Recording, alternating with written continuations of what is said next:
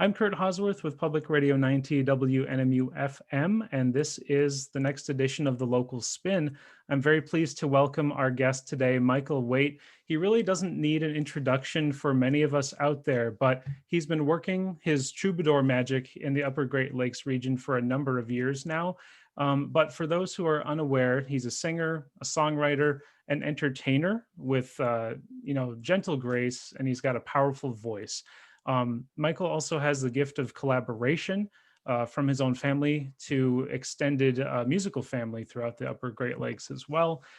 He also has an album of soulful tunes from 2008 called Let It Go, and he's also worked with the acoustic band Adam Sawfox. So first, let's welcome Michael Waite. We have a lot to talk about today, but glad you could join us. Thank you so much, Kurt, for having me on this program. Yeah. So first of all, tell everyone where you are right now, because you're not indoors like me. You're privileged to be outdoors somewhere. Yes, I've had it with the indoors. I'm out on the Dead River Basin up just on the north side of Marquette. Nice. Yeah, and we were talking just before this that there might be a little extra outdoor ambiance, which is always a lovely thing. I think we all need more of that in our lives. So I'm glad you could join us from where you are. So people who are watching right now may have seen you on kind of a similar format. They've seen you maybe on an online format on one of your live streams. But before we get talking about that, I just wanted to briefly mention again our shared connection with our upbringing. You are a Harvey kid as well, right? That's right. And now, can you share some of your maybe musical memories from your time in Harvey? Because it sounds like maybe you had some musical memories learning the guitar, learning the trombone, things like that. Sure. I had a friend who lived not too far away, Jared Nelson Smith, and my earliest experience of singing in a band was probably in his garage, that down there on the Chocolate River by the bridge, and that's where they lived. And so those were really good times, informative experiences, learning, to have that kind of, the things you learn playing the music together, and just really having fun with it. Yeah. Now, when you were kind of just maybe toying around with music or just kind of in those formative years, did you picture yourself being kind of a singer-songwriter in this neck of the woods, or was that something that maybe you hadn't considered yet?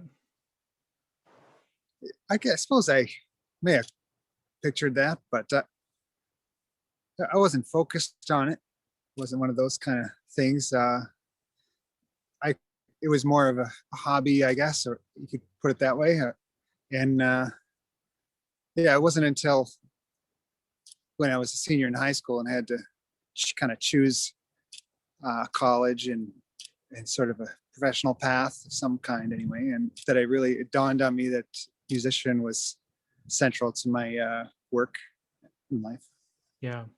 And I read in your bio too that you learned from your father some of the tricks of the trade, whether it's did he pass on like some singing to you? Was it guitar? Was it a little bit of everything?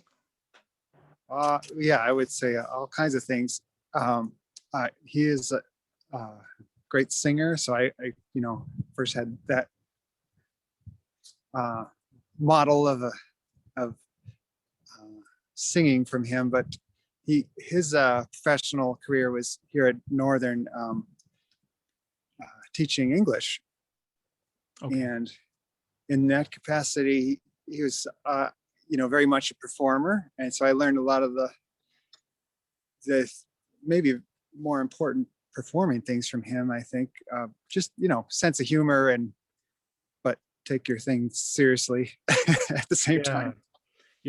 You're both kind of playing to different audiences, but at the same time, you're up there in front of people, entertaining or engaging, maybe we can say, in different ways. So that's great to hear that you've got that, that you learned in multiple ways from your father. And now, kind of going into your, I tend to think that everyone kind of turned some kind of project into like their pandemic project, whether it's learning how to make sourdough bread or learning like a fiber art or something, just to keep us busy. But you've turned to doing a lot of live stream performing, live stream concerts. Now, talking about engaging with people, that I'm sure that differs from being in a room full of people or an intimate crowd.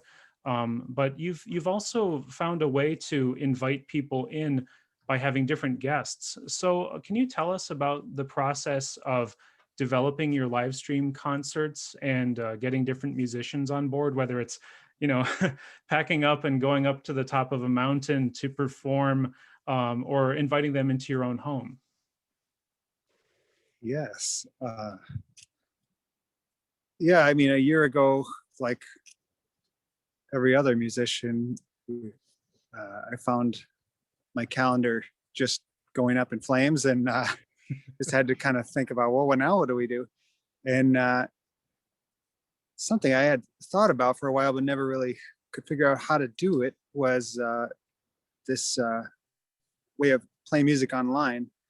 And of course, a lot of people started doing that around this time last year. And so there was a lot of people you could learn from, and people giving tips on these sorts of things. So started figuring out how to do it. But our key problem was that we live way up in the hills, up halfway to Big Bay, and we're off the grid. And so we don't have much of an internet connection. We just had been using a telephone booster, a small thing. And so when we really needed good connection, we either go to town or we'd go up the mountain. And there's this little mountain right by us that we call Okie Top, and we'd go up there. It's about a half an hour walk from our house. And so we started doing broadcasts from up there, using the mountain to help us get the signal out there. Yeah. And that's it turned out to be a really great thing. We started inviting friends that are musicians to collaborate and to play with us, and it's just been a great way to connect with people and just collaborate in a new way that I don't know. It was so good that I don't know when I'll ever stop. I mean, especially the outdoor shows, just because it's kind of a different kind of experience of performing when you can be at the summer evening on a mountain in the UP, and we bring food up there and the sun's setting. It's just so many times I just thought, this is the most beautiful place I've ever been. And so I'd like to keep doing that. Yeah. And what better way to enjoy that, trek up a mountain than to share some music too. And not only with you and your friends or your family, but with the rest of us too. I mean, it's such a gift that you're able to share that,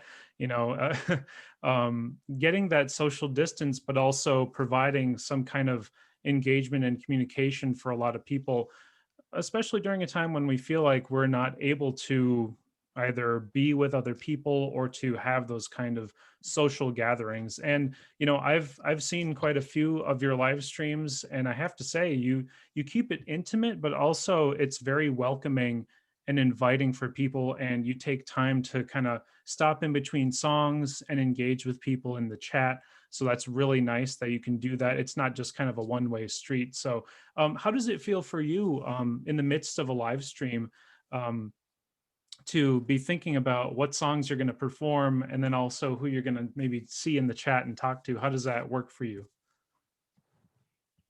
Well, I imagine the closest thing I could compare it to is what you do on the radio, where you put together things and you have no idea where it's going. It's just, even the chat really is a nice addition. I suppose you wish you had that sometimes, somebody commenting, but yeah, but still, it's a kind of a funny feeling. It's a little bit like being in a dark space. and just kind of shining a casting it light. out there. Yeah, just see what happens. Right. But it, the response has been wonderful. I mean, I'm surprised by people, I guess, when I run into them, like you just did there, who have noticed the shows and it meant something to them. So it's very encouraging to hear. Yeah, yeah. Plus, you get the added benefit of pretty much every other musician that you bring on as a guest. Then that kind of helps maybe amplify these live streams in another way too, with all the collaboration. So that's a good musician tactic as well. It's really smart to have all those guests to say, hey, by the way, join me for this, coming up. And it just can continue to snowball from there, and you can keep sharing even further. So that's really cool. And now kind of on the other end of the creative side for you as a musician, you do have another recording project in the works. I saw on your website. And I read that you're working on an album of songs that you recorded in your house while it was under construction. Now I'm thinking about people hammering nails and such while you're like, everybody keep it down, So was it that kind of feeling, or was it actually something that worked really well for you? No, it was the latter there. We didn't have people. Well, I should just put it this way. We didn't hire too many people to work on the house. So by the time we had walls and everything, it was mostly me and my friends who would occasionally come over to help. But so there was nobody working on the house at the time. And what was nice about it is that we didn't have furniture or those sorts of things in the house, and at least not in the part where we recorded. We had a small area where we were living upstairs and working on the downstairs, which is now our main living area. And so we had the space, and we could set it up to be different rooms where different instruments, and we had a control room in one bedroom on sawhorses, and we had bats of insulation with just like drop cloths on them to be bass traps, and it worked out pretty well. Nice. Yeah, it sounds like you were able to kind of customize your house in the midst of construction for your creative needs at the same time. That's really cool. Yeah. That's really cool. Do you have kind of a recording space in your home now? Like, do you consider your home complete at this point, or is there still some stuff to be done? There's some pretty substantial work to be done yet before I would even say it's pretty much done, because I don't think anybody feels like their house is entirely done. 10 minutes later you start looking at the paint or whatever. Right. But new windows or something. right. But no, that our house has the whole upstairs is kind of a creative space. We have our bathrooms up there, and I like to make an entrance for there that ramps down to the ground, because house is kind of built into a hill. Okay. And that would be sort of a public entrance, so we could have gatherings in there. There's a big dance room, and then up and above that in the attic, there's it's just a bedroom that I use for a music studio, just for myself. Although we've been doing these live stream shows that ever since the weather got cold in the dance room, and so we're learning how to use that for sound and those sorts of things. So it's definitely a work in progress, but it is a functioning studio, I guess. Yeah. Very cool. I claimed it on my taxes for the first time last year. That was exciting. Nice. Oh, that's always a good feeling. Now the room where you do the live streams, is that the dance room that you were talking about? Because it's a pretty wide open space with those the doors, or is it the doors, the windows that are behind you when you're there with a guest? Yeah, so there's a different, like those doors at this point don't open onto anything, but I'd like to have a porch there, and then that's the big space I was talking about. It's and you've also had, oh sorry, go ahead. just that space is wide open for dance was really the main design. Gotcha. And I've noticed too in your live streams, you also take an opportunity to highlight some art in those rooms. Can you tell us a little bit about like how that works out with, you know, putting a picture behind? It's really nice framing because you've got like guest, and then like where my head would be is where you feature some art every once in a while. Yeah, no, I got to give credit to my wife for the visual aspect of pretty much all my whole life, including this shot. She's on the other side of the camera. She doesn't want me to point that out, but Oh, no, it's been really cool to find. There's just so many artists with great work. We're just this week hanging up 2 paintings by John Hubbard, who taught at Northern for many years painting, and they're beautiful crow paintings. So I'm excited about that. But yeah, we've been finding different people in the community who are just allowing us to borrow their pieces for a week or a month, and really appreciate that. So it does add a lot to the quality of viewing. It gets kind of boring just looking at some guy, you know. or like a blank wall behind them or something. But yeah, that's really great that you can have that other dimension to the live streams. Now going on to one of your recording projects, you've mentioned to me, I think in the chat that we've had, and also on your bio on your website, that you've got some strings that are getting involved with your recording project with some of the UP high school orchestras. Can you tell us about that collaboration, how that began, and what inspired you to kind of look into adding those sounds? Yes, this is something I'm very excited about. That's something we're working on. In fact, just today we were at Marquette High School recording the violins and violas for part of this project. So the songs that we recorded in the house, about half of them, are maybe more of them, are kind of ballads, real open sounding recordings. And I thought, wouldn't it be nice if they had string arrangements, lush kind of sound? And couldn't find anyone it took a while to figure out how to make that happen. And it ended up that I needed to just sit down and write them. Eric Marta, who directs the strings at Marquette, actually came up to me independently, not knowing about these recordings that I had, and asked me last summer if I'd be interested in doing some recording with the high school strings. And that kind of set the wheel rolling, and we ended up incorporating the other 2 main string programs in high schools in the UP, which are in Escanaba and Negaunee, and so they're also playing on the album. And so it's kind of exciting to see it come together. Yeah, we're done recording the high schools now, but we haven't really done any mixing, and we plan to do some more recording of other string players yet. But okay. In fact, I don't know when this is going to air, but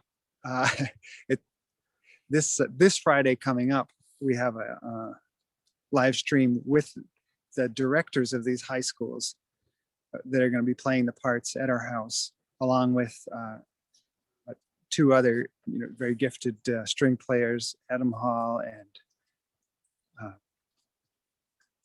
Danny Samhandel. I don't know why. And so they're all coming over, and we're gonna play through those. They'll be up, even if you're watching this months later on YouTube or something. This is we'll leave that one up. I'm pretty sure for a long time, because I'm very excited. They're all very good. And awesome. So that'll be a nice way to kind of run through some of those string arrangements with some of your songs. And then have something to look forward to once that project gets put together with mixing and everything. That's a great opportunity for those students too, to be able to work with you and work all together on that. Not every high school group or ensemble might have an opportunity to be involved in a recording project or a mixing project. So that's a nice angle for them as well. Very cool. Now, talking about your live streams, do you have more live stream concerts lined up? And because vaccinations are getting distributed, or vaccines are being distributed, and some venues are either reopening or they're easing restrictions. It's still kind of a little bit of a murky time, to really plan things out necessarily. But are you planning some on-site gigs anywhere in the area? I don't have too much in person coming up. In the summer, there are a few things. Our band is planning to play as a part of Art Week, although the schedule of that's still kind of working it out. And you're talking about Adam Sawfox? Adam Sawfox, that's right. Yes, I'm sorry I didn't say that. But yeah, and that's Art Week is maybe the third week in June. And then we're going to be playing also at the Grand Marais Music Festival and a few weddings and that sort of thing. But yeah, we're going to be continuing doing this live stream thing and really putting a lot of energy into this recording and making it a finished product. Sure. Do you have a projected date of completion for your project, or is it kind of as you feel it's done? I hate to say a date because yeah, I mean, we really hope to have a single out within a month or so at least, and then continue to a lot of it is really near to being done. Almost all the recording at this point is done, so it's a matter of piecing it together and artwork and different aspects like that. Yeah, and that's got to be a fun puzzle to solve, getting the pieces together and deciding what is this finished product going to be, not only for an album but for individual pieces as well. But I wish you luck with deciphering that puzzle, and I'm sure it'll all come together when it's ready. No pressure from me or anyone else, but it's nice to hear that that's in progress for you. Now, how can people get connected with you and your music? Well, the easiest way is at my website, I guess. That's michaelwaitemusic.com. I'm also on Facebook, pretty active there, and Instagram. That's all Michael Waite Music. If that's I kind of keep that handle, except on Twitter, I guess it's Mr. Michael Waite. So if you prefer that. Awesome. And just a reminder, we're speaking with Michael Waite here on the Local Spin, talking about his live streams, talking about his recording projects, talking about his home construction, talking about a little bit of everything in the musical world that is Michael Waite. Now, is there anything else that you'd like to add as we wrap up, or any other details of your upcoming projects? I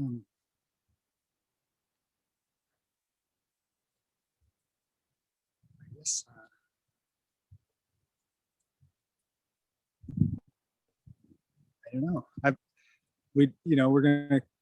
just like to say we're probably going to continue these live streams. We don't have the summer all mapped out yet or anything, but we'll be up on that mountain by the time the bugs go away. Yeah. That's kind of they're the gatekeepers of the happy season up there. And but up until then, we've got usually every Tuesday at 7 we have somebody that's lined up next week coming up. Harry South and I are actually going to Bill Carruthers' house, so I'm pretty excited about that. If you don't know Bill Carruthers and Harry South, they're quite accomplished jazz musicians, and so I'm excited about that. And yeah, after that, there's Oh, Jerry Kippola is coming out to our house the week after that. So yeah, there's quite a few people. Janice Peterson, I think, is the week after that. She's coming out, so I'm excited about that. She was my orchestra director when I was in school, and she's just a wonderful player and person. I'm excited to. I don't know. This collaboration experience has been a really great way to play with so many of these musicians I admire in the area. So I feel very lucky to have that opportunity. That's great. And that, expanding that musical family, I'm sure is very important to you. And it's probably likewise for everyone that's been involved with you. I'm sure they're very grateful for an opportunity to play with you, to sing with you, to be with you on one of the live streams. So keep up the good work with all of that, because it's wonderful. It's great to tune in for one of these live streams, pop it on while you're doing this and that at home, or have a sit down and focused listening. It's great either way. So I really appreciate what you're doing and what you and the kind of the Marquette musical family are doing all together. So thank you so much too for you being a member. Thank you for being a guest here on the Local Spin for us here on Public Radio 90. It's been a treat. Oh, well, thank you, Kurt. And I want to say that I really appreciate what you're doing here, having these interviews. It's been cool to get some backstory on people, and it's a great way to educate the public too about all the different talented people that we have nearby. Thank you. Yeah, and I'll certainly keep up that, because like you've said, there's creativity just about everywhere here in the Upper Great Lakes. So it's an honor for me to be able to speak with people all about that. So thank you for being a part of it today.